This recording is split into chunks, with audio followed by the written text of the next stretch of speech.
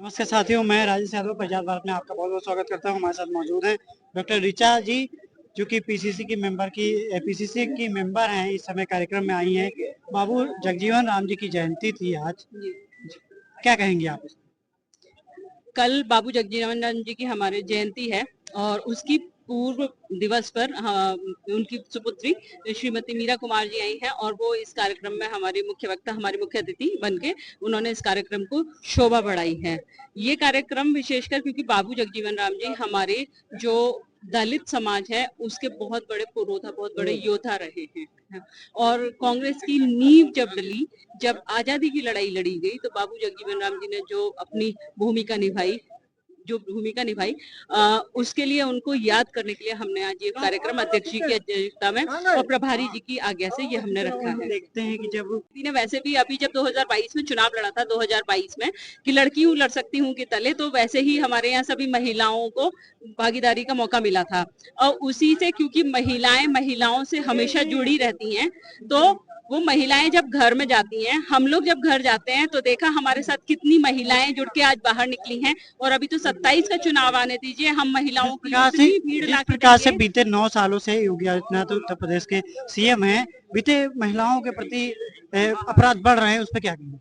महिलाओं के लिए एक बार उन्होंने कहा था कि हर चौराहे पर यमराज मिलेगा, लेकिन अगर हम जो आंकड़े उठा के देखें तो का जो डेटा हाँ, उस आंकड़े को उठाकर देखें तो वो अभी तक का सबसे ज्यादा बलात्कार, औरतों के साथ अत्याचार और उन महिलाओं की जो उनके ऊपर जो ज्यादती हो रही है ना, उसके लिए जिम्मेदारी इसी सरकार की होती है।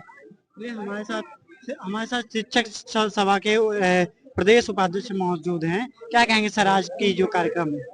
बाबू जगजीवन राम जो दलितों वंचितों की लड़ाई लड़े थे, न केवल संविधान निर्माण में बल्कि उसके पहले स्वतंत्रता आंदोलन में ही उन्होंने भूमिका निभाई थी।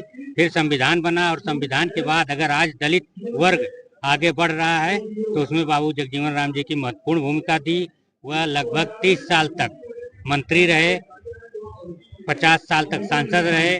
तो आप देखेंगे कि जो नौकरियों में आरक्षण के द्वारा वंचित वर्ग आया, उसमें उसको उन्होंने देने में बहुत अधिक अपनी महत्वपूर्ण भूमिका निभाई, जिससे आगे चल करके दलितों में जागरूकता आई और आज अपना हक मांगने के लिए लड़ाई लड़ रहे हैं। जिस प्रकार से राहुल गांधी जी उत्तर प्रदेश में रायबरेली से जो है सांसद है इस समय, और उत्तर प्रदेश में जिस प्रकार से कांग्रेस का कारभार बढ़ता जा रहा है, 27 में क्या नया पैगाम लाएगा? क्या पैगाम तो राहुल जी भारत जोड़ो यात्रा के समय से ही ले आए हैं और उन वक्त स्वयं कह रहे हैं कि चुनाव जीतना मेरा लक्ष्य नहीं है, समाज का परिवर्तन करना मेरा लक्ष्य है और उस लक्ष्य में चुनाव एक माध्यम है।